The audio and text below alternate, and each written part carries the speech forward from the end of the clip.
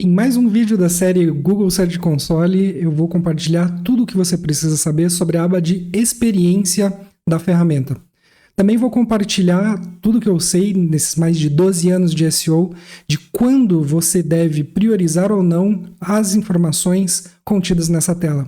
Meu nome é Felipe Chabe e, sem mais delongas, eu vou compartilhar minha tela e a gente já começa aqui no menu lateral, na aba de experiência, e uma breve explicação sobre HTTPS, que é um protocolo de transferência de informação, ou seja, a maneira com que vão viajar as informações dos sites que você acessa. Aqui nessa aba, o que você vai ter vai ser um gráfico com URLs sem HTTPS, ou seja, que não viajam de forma segura, e URLs com HTTPS. Nesse caso aqui você vê que eu não tenho nenhuma URL sem HTTPS e eu tenho 26 URLs com HTTPS.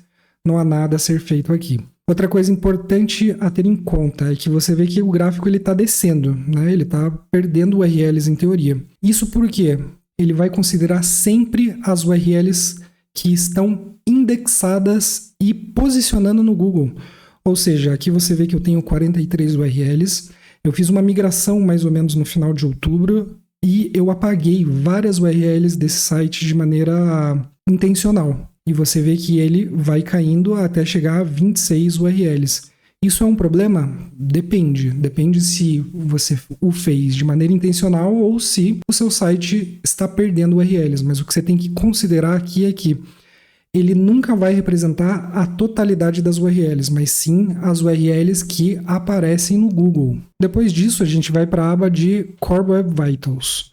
Core Web Vitals são 3 métricas que o Google definiu como importantes para definir se um site é rápido ou não. Ela pode classificar uma URL como inválida, ela pode classificar uma URL como que precisa de melhoria ou uma URL adequada. A gente sempre vai apontar para a URL adequada, tá? Então, da mesma forma, a gente vai entrar nessa página e ela vai aparecer informações sobre celular e informações sobre computador.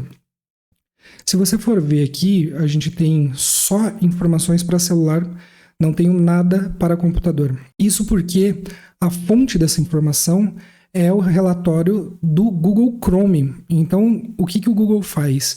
Ele pega informações da sua navegação, da minha navegação, caso você use Chrome também, e ele agrupa esses dados para entender como foi percebida essa navegação por você. Então ele fica sempre mandando informações sobre a tua navegação, e aí quando ele tem dados suficientes sobre essa navegação, ele vai lá e compartilha nesses reportes. Isso é importante para você saber, porque às vezes ele vai dar divergência. Veja só esse exemplo. Então eu estou aqui em celular, você vê que eu tenho 26 URLs que precisam de melhoria. Se eu clicar em abrir o relatório, ele vai me dar alguns exemplos de URLs aqui embaixo. Então, eu vou saber por que essas URLs não foram consideradas boas. Tá? Então, se você for ver aqui, são as 3 métricas que eu comentei: LCP, INP e CLS. Ele sempre vai mostrar aqui o que não tiver conforme. Tá? Eu vou entrar aqui onde a gente está com problema hoje, que é esse LCP. E você vai ver que ele tem aqui algumas URLs. Ele agrupa sempre essas URLs. Então, se eu tiver um mesmo template, nesse caso aqui é um post, ele sabe que todas são iguais porque o HTML é muito parecido, né? A estrutura do site é muito parecida, então ele consegue agrupar essas URLs e te mostrar que a página de posts é um problema. Depois ele coloca a home, porque a home é suficientemente diferente nesse meu caso aqui. Se você for ver, ele está aqui com URLs que precisa de melhorias, né? Ele está com 3,8 segundos de LCP. Se eu for aqui no pagespeed.web.dev, se você tá aqui na descrição o link, se você quiser, você pode fazer esse mesmo teste, né? Então você vai fazer esse teste e ele vai te dar informações de laboratório, o que eles chamam de informações de laboratório, que são o teste específico. Essas informações aqui, elas são de field, ou seja, do campo, elas são informações de usuários reais, enquanto que a PageSpeed Insights ele vai ser do momento que foi feito o teste. Se você for ver aqui, ó, o LCP está como 4,5 segundos, então ele está muito maior nesse caso aqui. qual que é uma hipótese do o que pode estar acontecendo aqui? A minha hospedagem, ela é no Brasil, né? E o Google, ele sempre vai te consultar desde os Estados Unidos. Então, uma possibilidade é minha experiência desde os Estados Unidos está muito pior do que a experiência no Brasil. Então, isso é importante você ter em conta, porque às vezes você vai fazer o teste e ele, na grande parte do momento, ele não vai ter a mesma informação dessa aba aqui do Google Search Console, tá?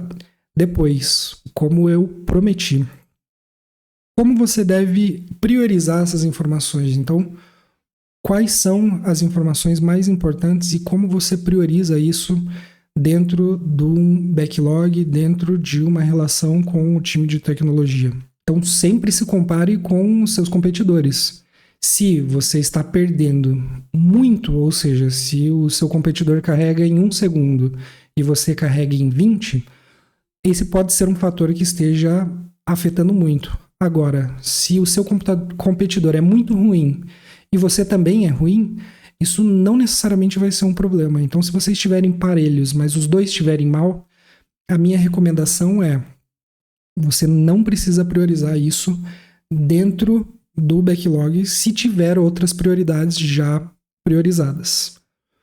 Outro ponto importante a considerar: se o seu competidor ele é bom, mas o seu cliente ou você é mais ou menos, eu ainda assim consideraria se não existem atividades mais importantes ou prioritárias para que você possa realmente ter resultado. Isso porque eu já vi várias vezes Core Web Vitals serem considerados o suprassumo, algo que realmente vai mexer o ponteiro, e nem sempre é assim. Ele é uma métrica que ajuda o agrupamento geral de resultados, mas ela não é uma métrica que vai mudar completamente os seus rankings.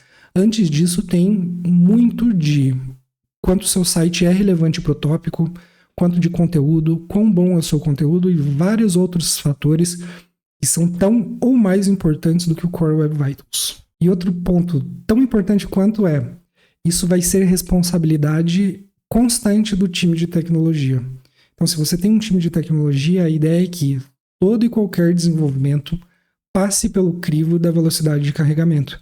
Porque se você considerar isso como um projeto pontual, essas pessoas vão continuar desenvolvendo e muito provavelmente vão desenvolver outras situações, outras funcionalidades que vão piorar essa métrica. Então, eu costumo fazer o paralelo que Core Web Vitals é como cortar a unha ou cortar o cabelo. Você não corta apenas uma vez. Tem que manter e garantir que ele sempre vai estar positivo. Espero que tenham gostado do vídeo. Se ele te agregou alguma coisa, considera dar um like e até o próximo.